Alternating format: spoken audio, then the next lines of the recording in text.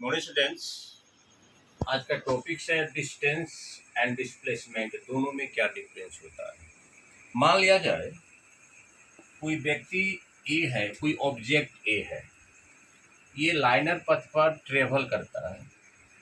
जिसका लाइनर पथ देख रहे हैं, इसका डिस्टेंस 20 मीटर है, ये 10 मीटर है, ये 20 मीटर है, पुनः ये 10 मीटर है। अगर कोई ऑब्जेक्ट एक पूरा चक्कर लगा लेता है और पुनः ए बिंदु पर आकर रेस्ट लेता है, उसने कितना कुल दूरी तय किया? 20 प्लस 10 प्लस 20 प्लस 10,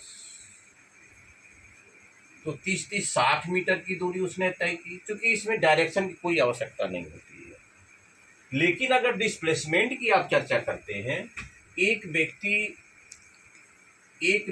ए से चला और पुनः आकर ए पर ही क्या लिया?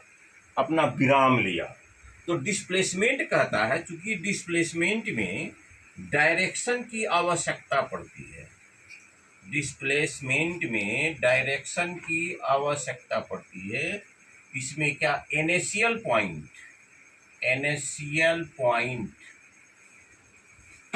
और फाइनल पॉइंट के बीच की दूरी क्या है? फाइनल पॉइंट की बीच की दूरी क्या है?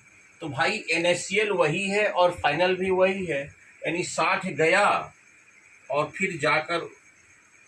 फिर उसी पॉइंट पर जाकर वो बैठ गया। तो कहने का मतलब ए और ए डैश दोनों कोइंसिडेंट है, तो डिस्प्लेसमेंट उसका क्या माना जाएगा? जीरो। तो डिस्प्लेसमेंट जीरो माना जाएगा, तो डिस्प्लेसमेंट कैन बी जीरो। मान लेते हैं ये यहीं तक चक्कर लगा कर रह गया। तो अब चलिए, इनिशियल पॉइंट ये है और फाइनली पॉइंट ये है। तो इनिशियल पॉइंट ये है और फाइनली पॉइंट के बीच का दूरी कितना है? 20 मीटर है। उसने डिस्प्लेसमेंट कितना है? 10 मीटर है। उसने डिस्प्लेसमेंट किया कितना?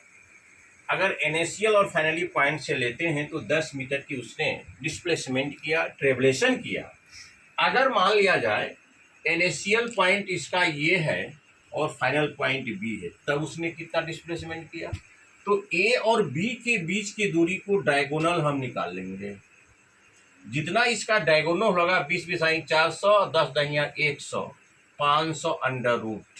कहने का मतलब 100 गुना 5 बराबर 10 अंडर रूट 5।